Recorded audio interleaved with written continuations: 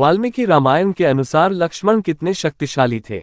14 वर्ष के वनवास के बाद जब भगवान राम वापस अयोध्या आए तो अगस्त्य ऋषि उनसे मिलने आए और लंका युद्ध की चर्चा छिड़ गई। भगवान राम ने उन्हें बताया कि कैसे उन्होंने रावण और कुंभकर्ण जैसे उग्र नायकों को मार डाला और लक्ष्मण ने इंद्रजीत और अतिकाय जैसे कई शक्तिशाली असुरों को भी मार डाला। तब अगस्त्य ऋषि ने कहा, बेशक रावण और कुंभकर्ण बहुत वीर थे, लेकिन सबसे बड़ा असुर मेघनाद इंद्रजीत था। उसने स्वर्ग में देवराज इंद्र से युद्ध किया और उन्हें बांधकर लंका ले आया। जब ब्रह्मा ने मेघनाद से उसे छोड़ने के लिए कहा तो इंद्र को मुक्त कर दिया गया। लक्ष्मण ने सबसे शक्तिशाली व्यक्ति को मार डाला, इसलिए वह सबसे महान योद्धा बन गए। अगस्त्य ऋषि से भाई की वीरता की प्रशंसा सुनकर भगवान राम बहुत प्रसन्न हुए, लेकिन उनके मन में ये जिज्ञासा उठ रही थी कि अगस्त्य ऋषि ऐसा क्यों कह रहे हैं कि इंद्रजीत का वध रावण से भी अधिक कठिन था। भगवान राम की जिज्ञासा को शांत करने के लिए अगस्त्य ऋषि ने कहा, इंद्रजीत को वरदान था कि उसे कोई ऐसा व्यक्ति मार सकता है जो 12 वर्षों तक सोया नहीं था, जिसने 12 वर्षों तक किसी महिला का चेहरा नहीं देखा था और 12 वर्षों तक कुछ भी नहीं खाया था।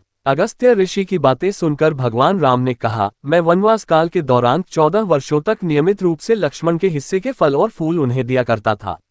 मैं सीता के साथ एक कुटिया में रहता था, बगल की कुटिया में लक्ष्मण थे, फिर उन्होंने सीता का चेहरा भी नहीं देखा और 12 साल तक सोए नहीं, ये कैसे संभव है? लक्ष्मण को बुलाकर इस बारे में पूछा गया।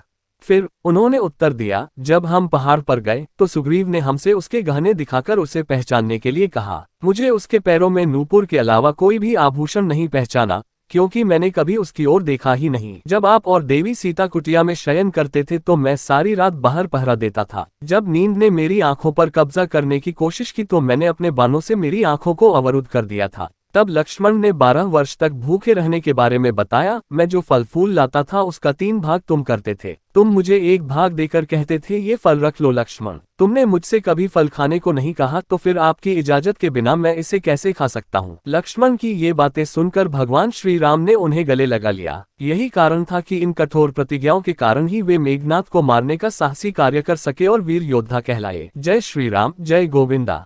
अगर आपको हमारी ये कहानी जानकारी पसंद आई हो तो हमारे चैनल को सब्सक्राइब करके बेल आइकन को दबा ले, जिससे आने वाली सभी वीडियो आपको सबसे पहले मिलती रहे। वीडियो को लाइक करें और शेयर अवश्य करें। मिलते हैं नेक्स्ट वीडियो के साथ, तब तक के लिए राधे राधे दोस्तों।